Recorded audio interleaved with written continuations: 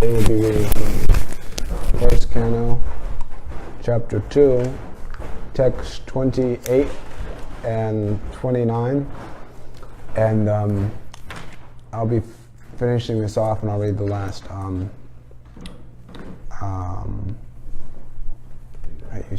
last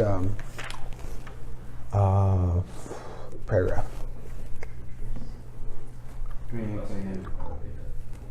So let's see here. There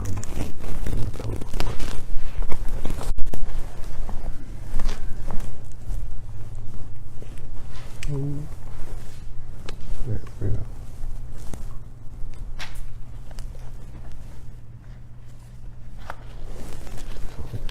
One second.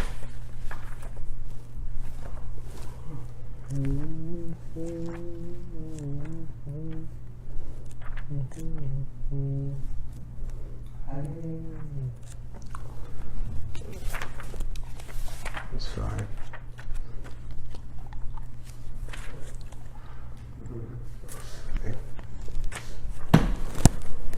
So,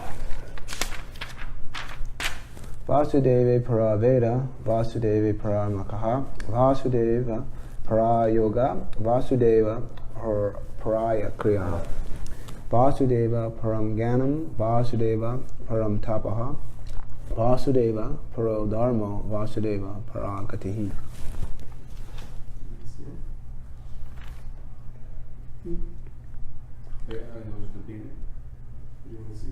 Yeah, there's one more word. We did that before though. We've done all. Krishna Kripa did it, and then someone brought up that we missed a verse. Missed a paragraph. The verse covered the whole Oh? What's the confusion? Prabhu was saying that the last paragraph was also read, and then Krishna Kripa Prabhu just skipped one paragraph, so it was actually he skipped one and then he went back to it. Okay. I was going to read the last paragraph. I don't know what Krishna Kripa did. I know I didn't read the last paragraph.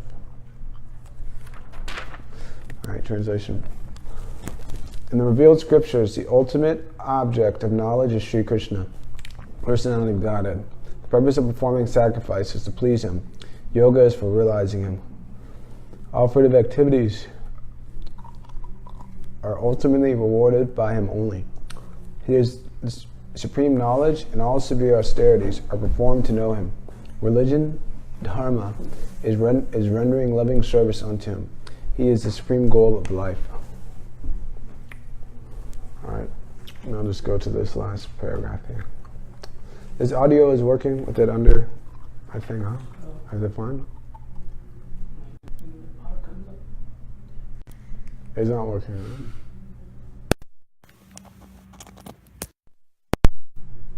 right? Vasudeva is the original personality of Godhead, Lord Sri Krishna. As explained before, the original personality of Godhead expands Himself by innumerable forms. Such expansion of forms is made possible by His various energies. His energies are also multifarious, and His internal energies are superior and external energies inferior in quality. They are explained in the Bhagavad Gita 7.4.6 to 6 as the para and the apara prakritis. So His expansions of forms which take place via the internal energies are superior forms, whereas the expansions which take place via the external energies are inferior forms. Living entities are also His expansions. Living entities who are expanded by His internal potency are eternally liberated persons, whereas those who are expanded in terms of the material energies are eternally conditioned souls. Therefore, all culture of knowledge, austerities, sacrifice, and activities should be aimed at changing the quality of the influence that is acting upon us. For the present, we are all being controlled by the external energy of the Lord, and just to change the quality of the influence, we must endeavor to cultivate spiritual energy. In the Bhagavad Gita, it is said that those who are Mahatmas are those whose minds have been so broadened as to be engaged in the service of Lord Krishna are under the influence of the internal potency. And the effect is that such broad-minded living beings are constantly engaged in the service of the Lord without deviation. That should be the aim of life, and that is the verdict of all the Vedic literatures. No one should bother himself with furtive activities or dry speculation about transcendental knowledge.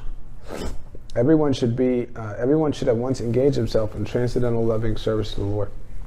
No one should worship different demigods who work as different hands of the Lord for creation, maintenance, or destruction of the material world. There are innumerable powerful demigods who look over the external management of the material world. They are all different assisting hands of Lord Vasudeva. Even Lord Shiva and Lord Brahma are included in the list of demigods, but Lord Vishnu or Vasudeva is always transcendentally situated. Even though he accepts the quality of goodness of the material world, he is still transcendental to all the material modes. The following examples will clear that matter more explicitly. In the prison house, there are the prisoners and the managers of the prison house. Both the managers and the prisoners are bound by the laws of the king. But even though the king sometimes comes in the prison, he is not bound by the laws of the prison house. The king is therefore always transcendental to the laws of the prison house, as the Lord is always transcendental to the laws of the material world. Om Gana Timanandasya Gananjana Salakaya Chakshwagana Tamya Tashma Shri Gurave Namaha Shri Chaitanya Manobhishtam Stapitam Yena Bhutale Shwaram Rupa Kadamayam Tatati Swaparantikam Vandeham Shri Guru Shukta Padakamalam Shri Guru Vaishnavam Shra Shri Rupam Sagajatam Sagana Raganaftam Vitam Sajivam Savadvaitam Savadutam Parijana Sharitam Krishna Chaitanya Devam Shri Radha Krishna Vadan Sakananalitam Shri Vishakam Vitam Scha Hare Krishna, Krishna Krishna, Hare Hare, Hare Ram, Ram Ram, Hare Hare.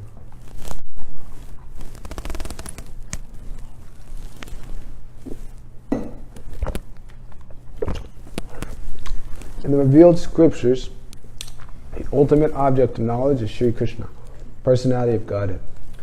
The purpose of performing sacrifice is to please Him. Yoga is for realizing Him. All fruitive activities are ultimately rewarded by Him only. He is the supreme knowledge, and all severe austerities are performed to know Him. Religion, Dharma, is rendering loving service unto Him. He is the supreme goal of life. Alrighty.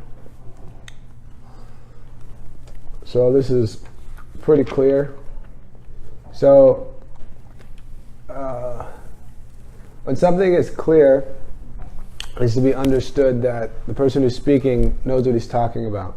So if I tell you to do something and you're confused about carrying it out, or it doesn't, like if, for instance, if I say, let's think something a little bit complicated. Do the puja. Yeah, I guess do the puja. So go do the puja, and then that's all I tell you, and then you say, well, how do I do the puja? And just do it. Just go. Just go and just do it. And then I don't really elaborate, then you're not going to be able to do it properly. You may get up here and then, well, what order is it, this and that, you understand there's some process to it. And if I don't tell you that, and if you're asking me, then it's clear that I don't know. So this particular translation is very clear.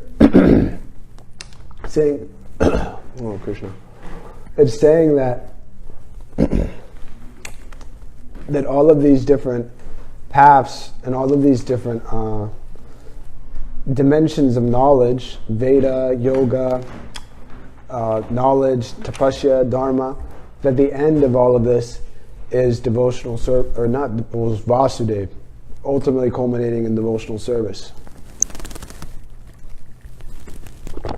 This is going to be a struggle. As the last sentence says, religion is rendering loving service unto Him. He is the supreme goal of life. So I remember when I was young, when we started studying this verse, this last sentence, he is the supreme goal of life. And I remember I used to always wonder, what's the goal of life? When I was in school, like there has to be some goal, some objective to life, some purpose. What exactly is it? I was telling Mahotsa the other day that I used to think that I was to become enlightened. Enlightenment. That was like my thing when I was young. Was like I have to become enlightened. So find enlightenment somehow, some way. And I understood, that could be achieved through meditation. So I used to chant Om, but there was this drive when I was young that I was have to perfect this life and have to become enlightened. And I wasn't so interested in school. I just was like, especially in high school during the last years, I was just really just thinking over and over, how do you become enlightened? So I used to think of enlightenment, and probably most people think of enlightenment as that someone who's enlightened, always very happy, and they're always smiling, and they're not so much involved in the world. They don't get angry at anything. Someone says, like this happened or whatever. Somebody got hit by a car, and they're just, I'm enlightened. I feel nothing of this world, no happiness, just bliss, like that. And so this is the conception of enlightenment. But we understand from Bhagavad Gita, some of those things are there, but we can see, even with Srila Prabhupada and other great Vaishnavas, that is not in negation of these material emotions, but they're there in their experience and they're in relation to Krishna. So love is there, happiness is there, anger is there. As people think if somebody's very angry, he's not a very spiritual person. Just like that guy gets angry. And that's true to a degree, because anger is a byproduct of lust. But when one is situated in pure Krishna consciousness, his anger is used in connection to the Lord. And we see that with Hanuman, with Arjuna. Krishna told Arjuna to fight. With some of our great acharyas, they get angry when they hear Mayavad philosophy. Bhaktisiddhanta Saraswati and Srila Prabhupada, they would argue very much against that. When devotees hear blasphemy of other devotees or of Krishna, they get angry. So this enlightenment is there and known in the world, but it's not properly understood, like so many different things. So the clarity of this particular verse is stating in the translation. So he is the supreme goal of life. So life has a goal. There's some objective.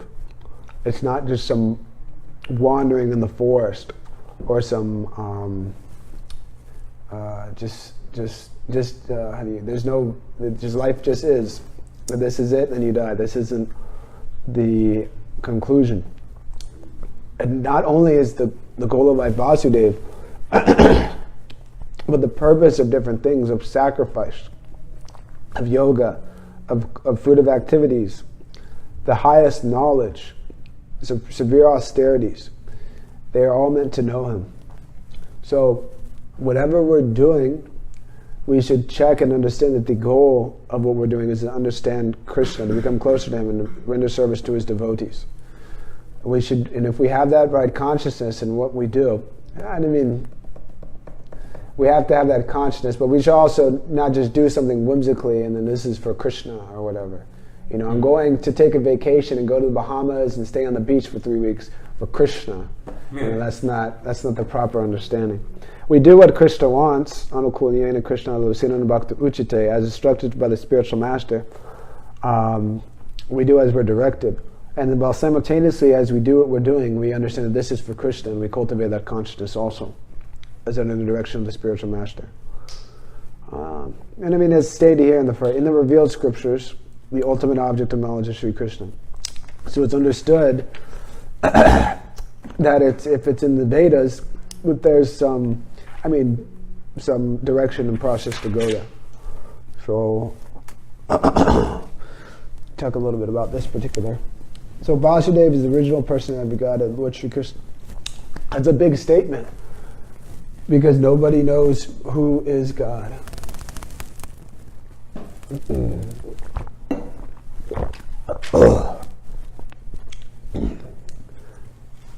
So everybody, Vasudeva, the amazing thing about that I found about the different names of Krishna is that they all denote some type of particular quality of Krishna. So Vasudeva means, I believe, one who's all pervading. This is an aspect of the Supreme. This is going to be difficult. Beginning is a mind body. That'll probably help. Anyway, I'm good for a couple seconds now.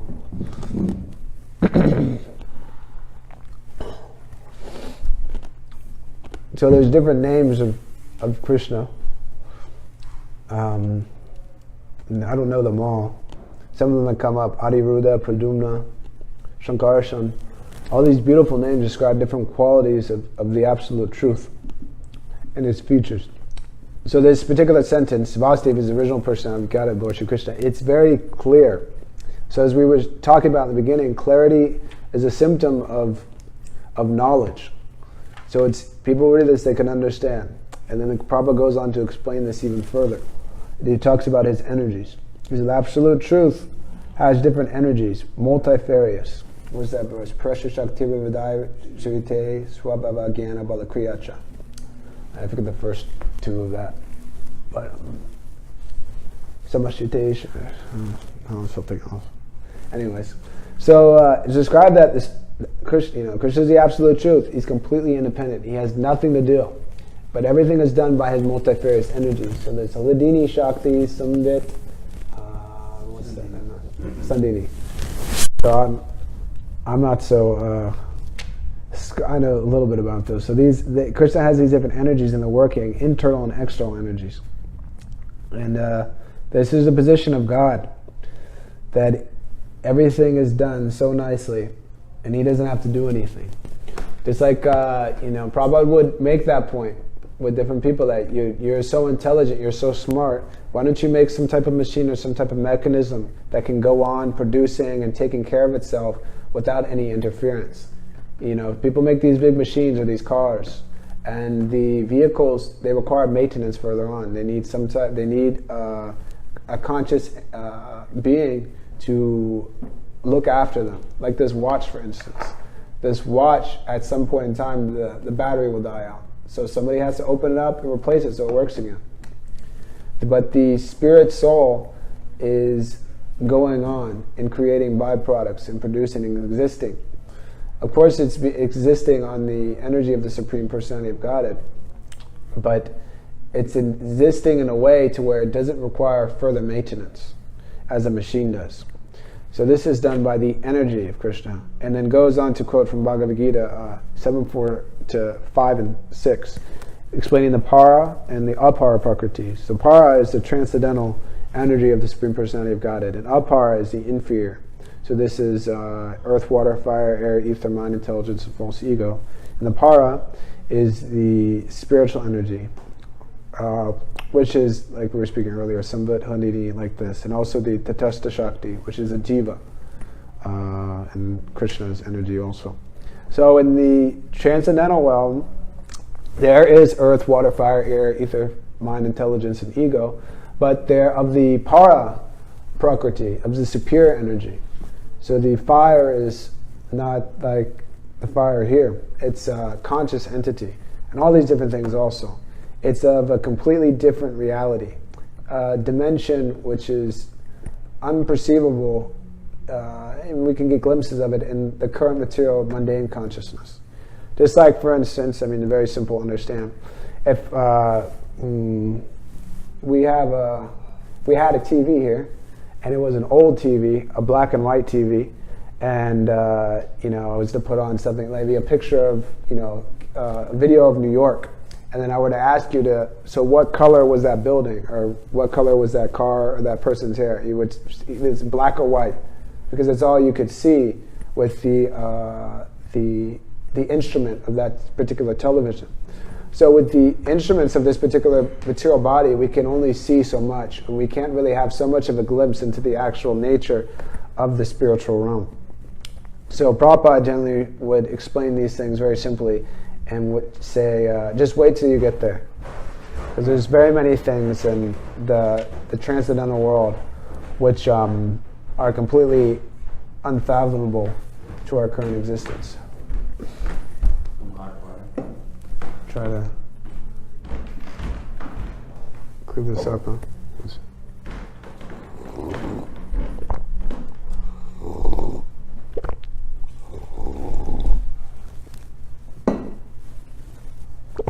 Alrighty.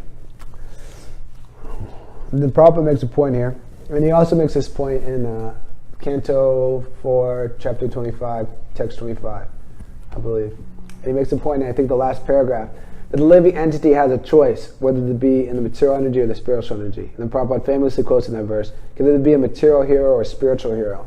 So material hero is maybe somebody like Caesar, big old Caesar, conquered this and that Rome, or Napoleon, a big conqueror.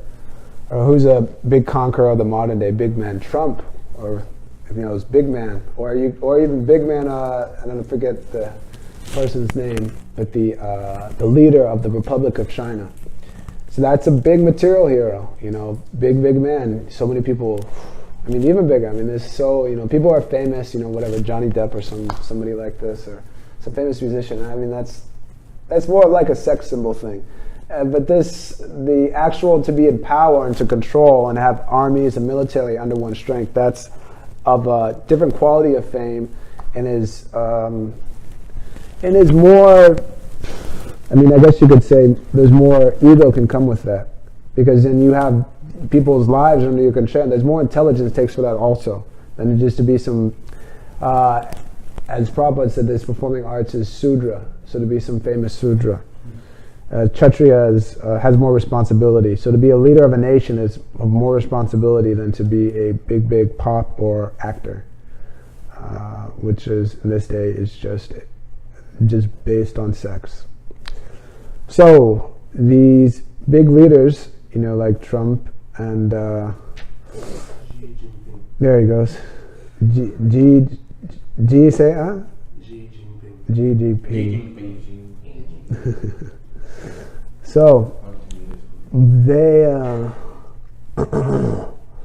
that's a big position, and so they have their influence, and it definitely takes some knowledge and some piety to get in those positions. But the Vedic paradigm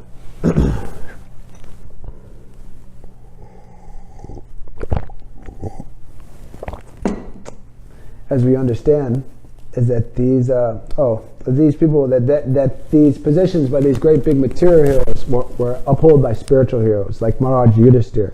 Prabhupada mentioned in that purport, I believe, the 6 Goswamis.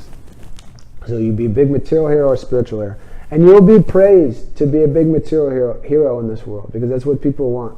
They think, this person is very successful. He did this, they did that. He gave so many blankets to the people that were cold, and so many plates of food to the people that were hungry. People they appreciate that. But people don't appreciate going out and selling books. And why are you selling books? These books should be free. This is knowledge. Just like a couple weeks ago, I met this guy who was just like on this whole bogus trip about how you don't need money to live in this world. He was saying, you don't need money. I don't use money. I am a sannyasi. And it's this Indian guy, and he's totally bogus. He's no sannyasi. He's just freeloading, going around, just like not paying for stuff. And he had a big old fancy camera. So I said, how do you get that camera?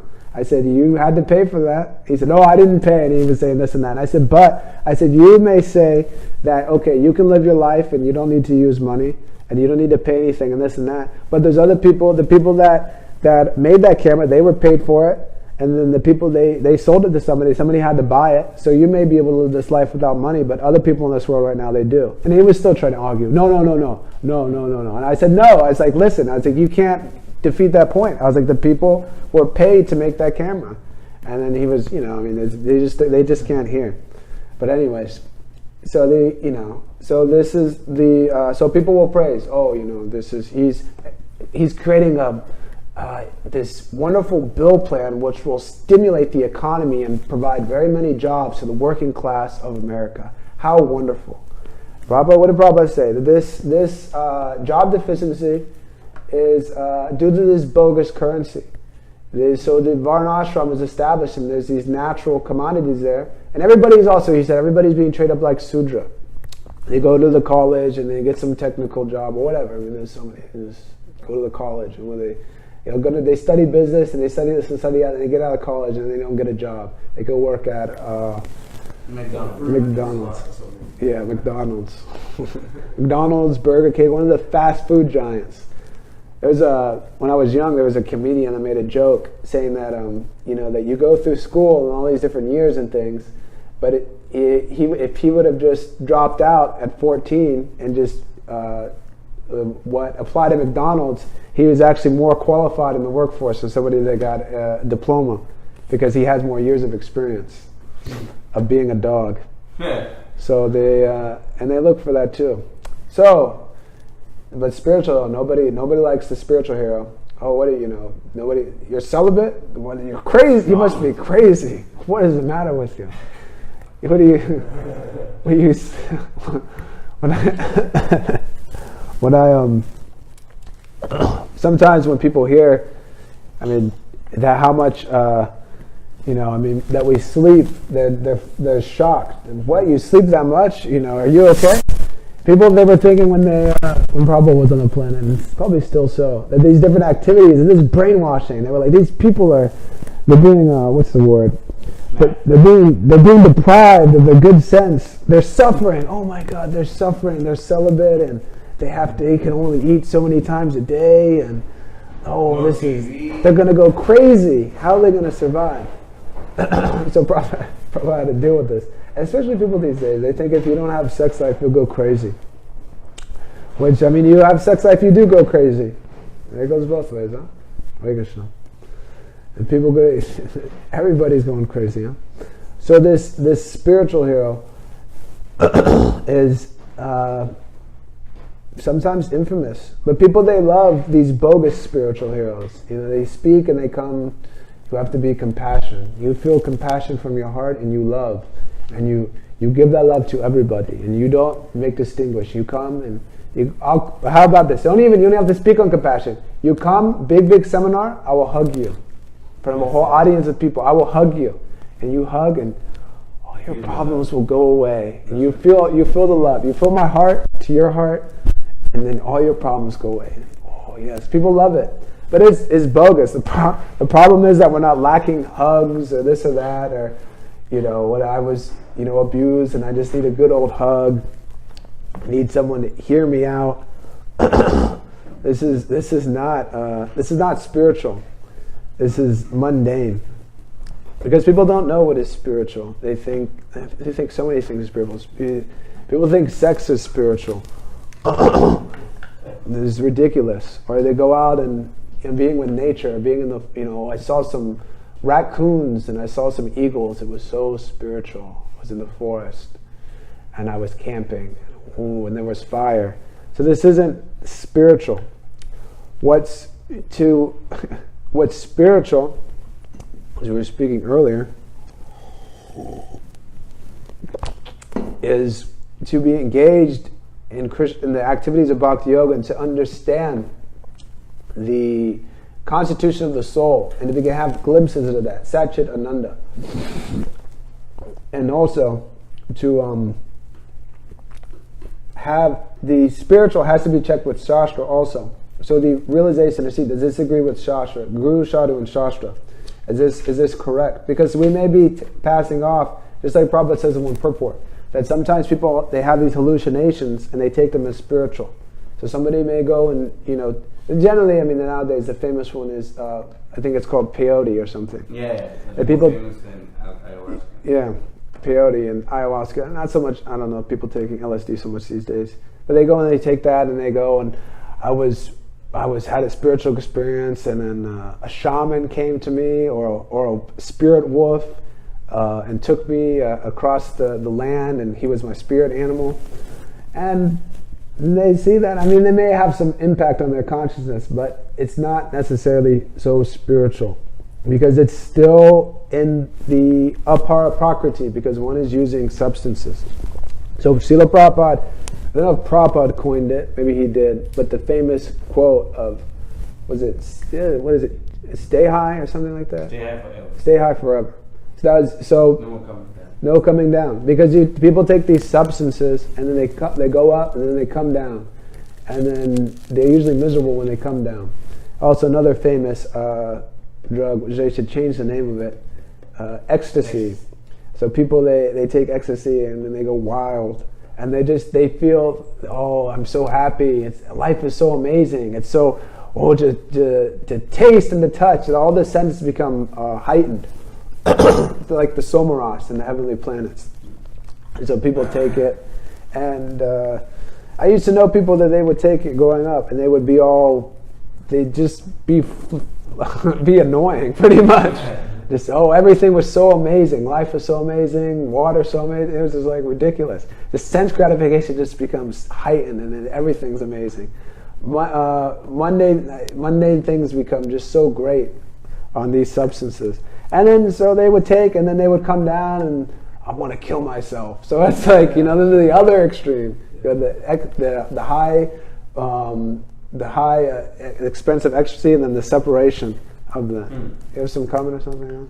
Yeah, that's exactly what happens. Like all the serotonin, which is like the chemical that makes you feel happy, it just releases. Then your body has nothing left after that. So then you just get super depressed until your body can produce some more serotonin. So it's like, And then the natural thing is, the conclusion is, I need more. One couple hours of happiness, a month of like. Month? Yeah. 1 month? Yeah. That's what happens when you take ecstasy. Oh my God, 1 month of depression. Yeah. And then that's also too, for this little bit of sense gratification, so many miseries incur, because it's not a reciprocal process. So this is an influence of the apara prakriti. So a spiritual hero will say, you don't take drugs, you don't engage in illicit sex, all these different things. Srila Prabhupada was a spiritual hero, and they stand by that. And those who follow them, they're saved from that, and they're liberated. So, and those who are spiritual heroes, they expound, as stated in this verse, that the goal of life is Krishna. Very simple. And everything is for realizing Him. So the whole aspect of Krishna consciousness is to help us in realizing Krishna. That first sentence we read, Vasudeva is the original personality of Godhead, Lord Sri Krishna. So the Śrīmad-Bhāgavatam helps us to understand and solidify that point. Let's see here. Some other things. So I might talk on this subject. So this last point is very interesting. I have some different things to go through, but I don't know if I'll have time. I'm going to definitely wrap up at 8:30 because we have Istagosti, and there were some other things I wanted to say too. So this last point, I'll tell you in a couple of these points here. So the point is being made about not worshiping the demigods, which is difficult for some people, especially growing up. The right understanding can be there, and then it can be the demigod worship. It just becomes absolved. Not absolved is not the right word, or assimilated. You give up the lower thing for the higher thing.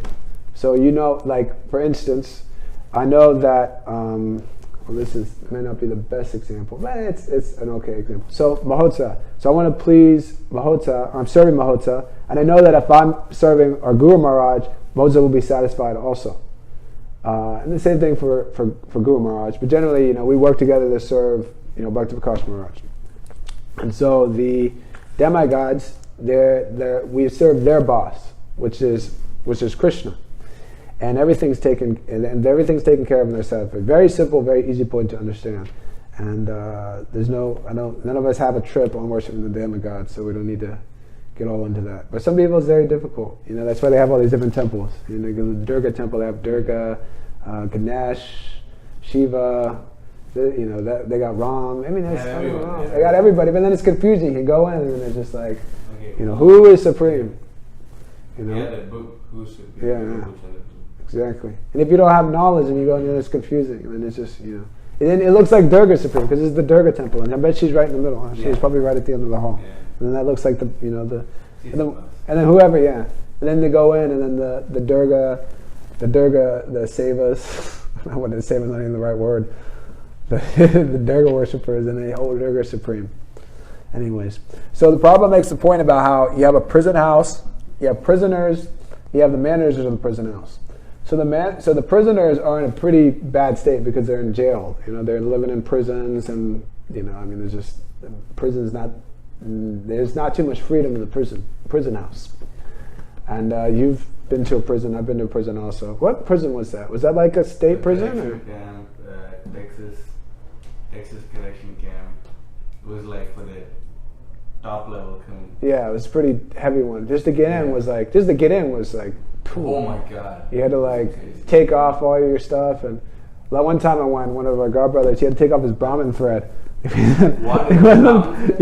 He made him take it off before going. Before going in. I think he's allowed to put it back on. But they want to put everything through.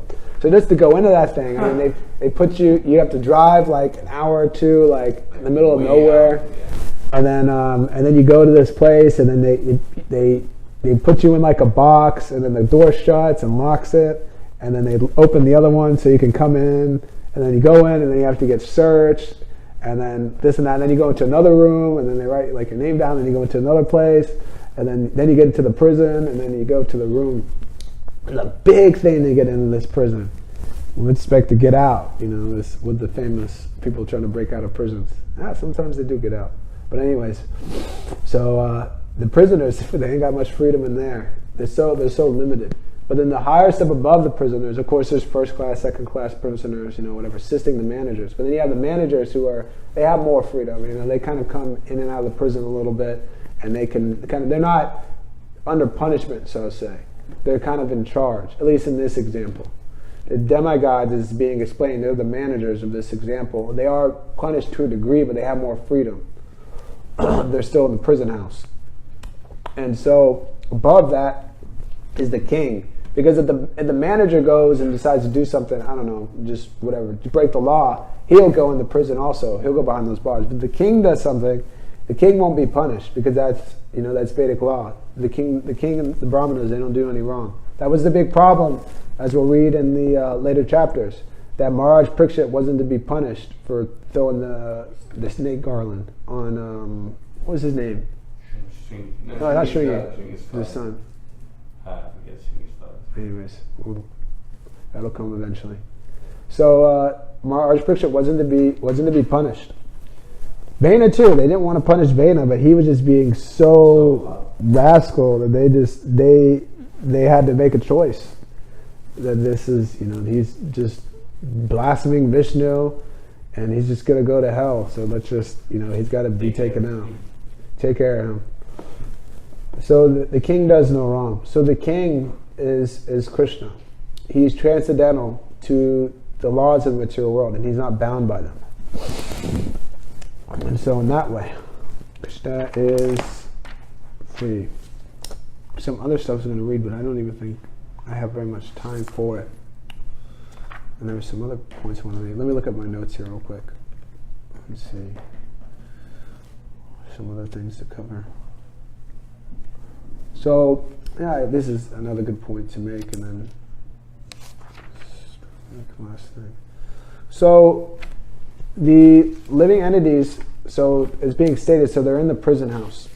And the verse that expertly, there's these 3 verses which are amazing in the 7th chapter of the first canto, beginning with, you probably know these, is pretty famous. But Bhakti Yogena Manasi.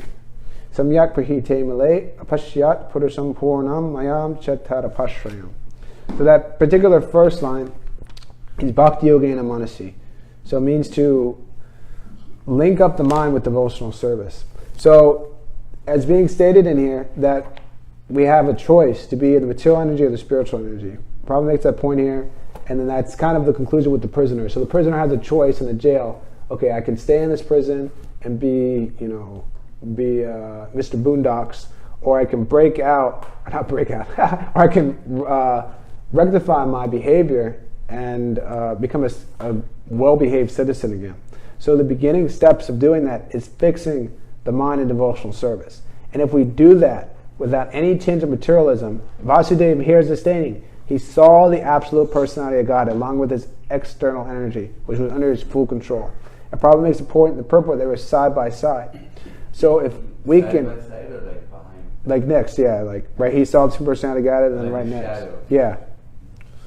Point is made. I didn't read the purport, so I can't pull it out exactly, but I remember reading it in here previously. See if I can see it real quick. Maybe it's in the next one actually. So then probably a pressure. It said that the energy of the Lord is under full control. So, and then also again, so like light and darkness. But anyway, so we fix the mind in devotional service without any materialism. That's a process. But we have a choice each second to keep moving in that. And then the next verse gives kind of more or less our situation. I won't chant the Sanskrit for time.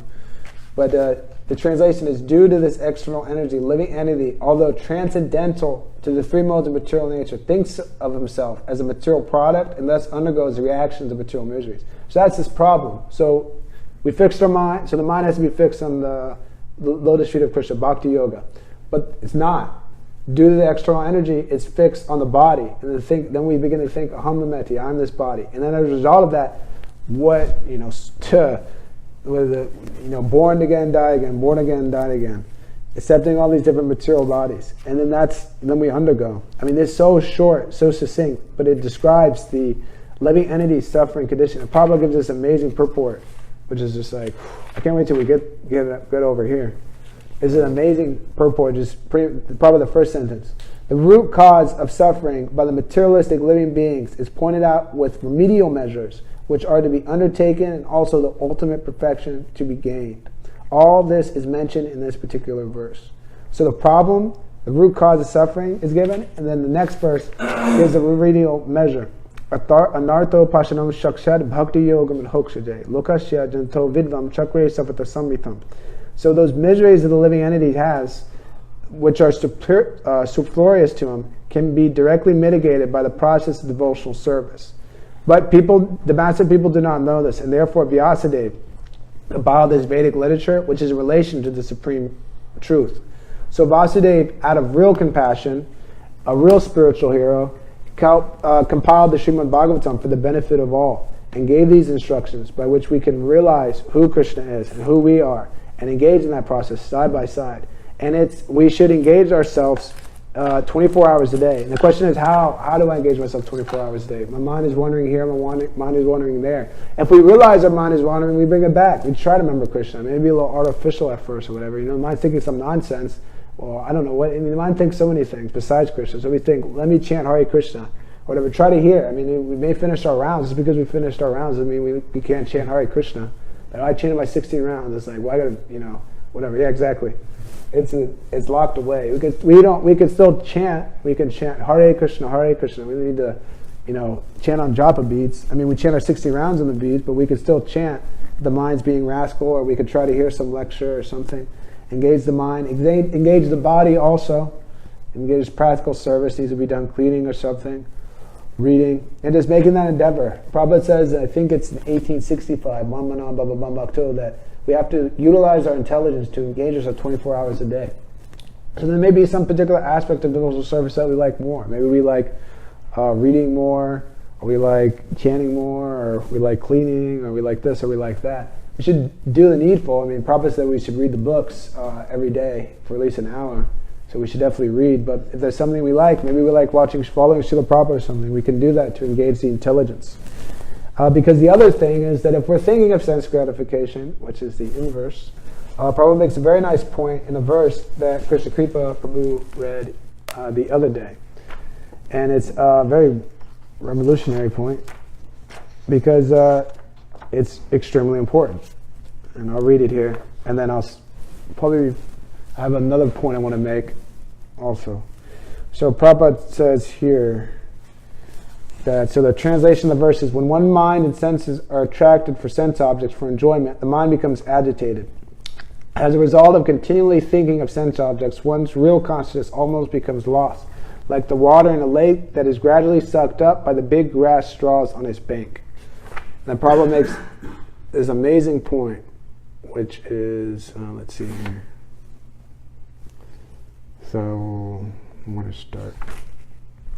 So when the mind is allowed to think of sense gratification continuously, it becomes the cause of material bondage. So this is even in Krishna consciousness. If we stop thinking of Krishna or thinking of whatever, and just thinking of sense gratification, then the problem starts. If our mind is simply filled with sense gratification, even though we want Krishna consciousness, by continuous practice, we forget the subject matter of Krishna consciousness. We get the subject matter of sense gratification. So, if we, this is reading differently, huh? So we may want Krishna consciousness, we may want to engage in devotional service, but if we're constantly thinking of sense gratification, we won't be able to. So and then Prabhupada makes a point. So if we take up the sannyas order of life, but is not able to control the mind. So one may take up the sannyas order of life, but not be able to control the mind. He will think of the objects of sense gratification, namely family, society, expensive house, etc. Even though he goes to the Himalayas or forests, his mind will continue thinking of the objects of sense gratification. And this way, gradually one's intelligence is affected. When the intelligence is affected, one loses his original taste for Krishna consciousness. So then the taste for Krishna consciousness becomes lost. When one's constantly thinking of sense gratification, intelligence becomes weakened, and then the determination is lost, and then there's no taste, and there's, why am I chanting? This is bogus, and this and that, or it doesn't work, the process doesn't work, due to the uncontrolled mind. So we have to endeavor to control the mind. There's like if there's some fire or whatever, there's some fire here, you're going to try to put it out, even if it's a big fire or something, you're going to make an endeavor. You're not just going to say, oh, this is out of control, because it's going to spread even more, so you get it when it's small, when the mind is little rascal, instead of letting it become a big rascal and indulging it in so much nonsense of sense gratification. And so that's the goal of life. So if that's the goal of life and we understand that firmly, then we'll be determined to do that.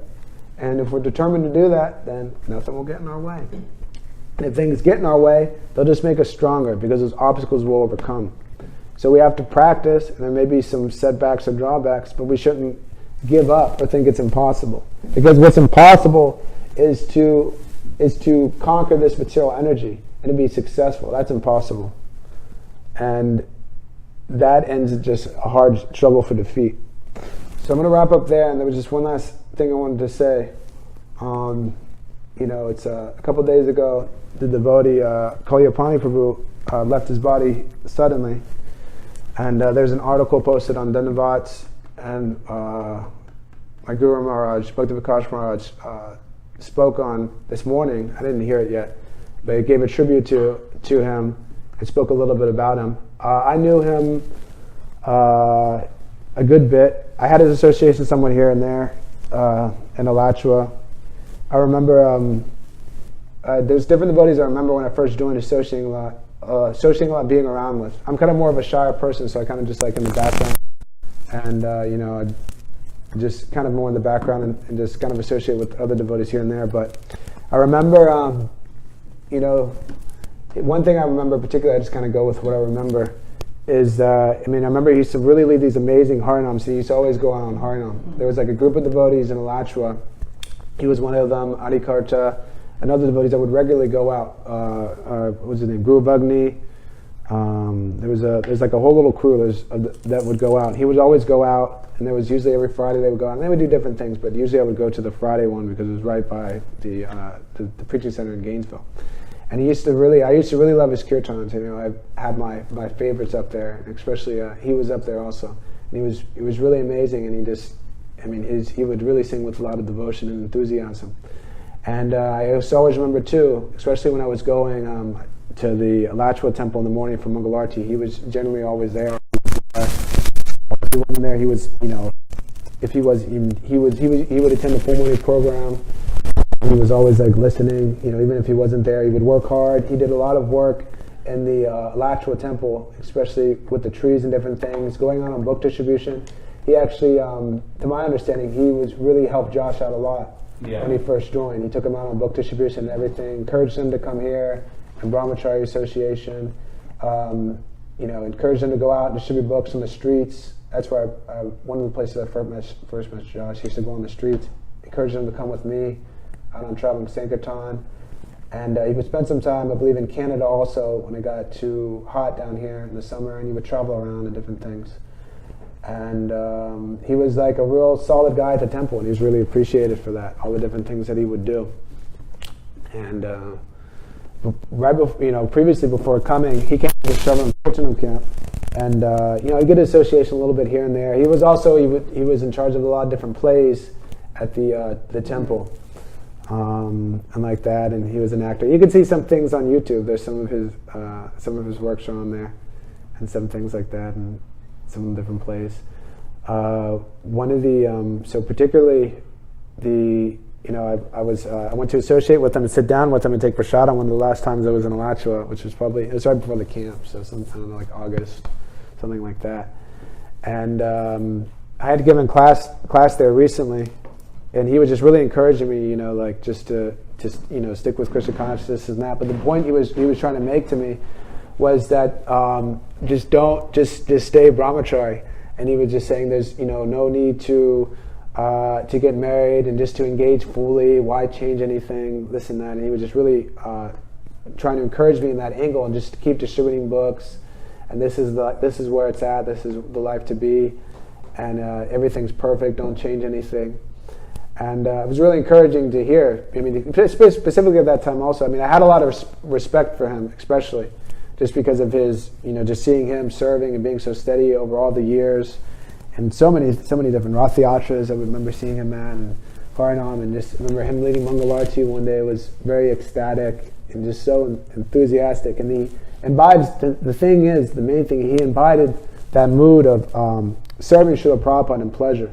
So these devotees, especially these Prabhupada, any devotee, not just Prabhupada disciples, but who really imbibe the mood that Srila Prabhupada had, they have this unique attraction that, at least for me, that I just want to be around them, associate with them, and hear from them. I also feel the same way, about Brigupati and a lot of other devotees who are just there. They may not have a big position or this and being known all over ISKCON or whatever, but they have this unique quality of a real surrendered devotee and Vaishnava.